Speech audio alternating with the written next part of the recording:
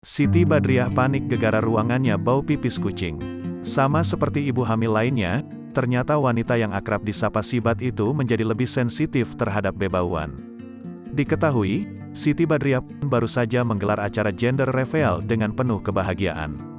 Sempat terpapar COVID-19 beberapa waktu lalu, Siti Badriah mengabarkan berita gembira. Calon bayi yang dikandungnya ternyata berjenis kelamin perempuan. Meski istri Christiana Baharudin ini gembira dikaruniai calon bayi perempuan, namun Sibat sedikit kecewa.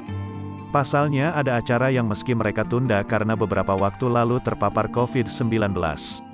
Siti Badriah mengumumkan jenis kelamin calon bayi melalui acara baby gender reveal, Jumat, tanggal 18 Februari tahun 2022.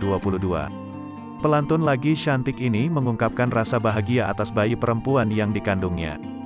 Diketahui, saat ini kandungan Siti Badriah sudah memasuki usia 8 bulan, sebulan lagi akan mendekati kelahiran sang bayi.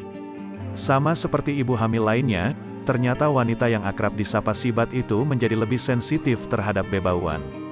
Baru-baru ini Siti Badriah mengaku panik gegara ruangannya bau pipis kucing.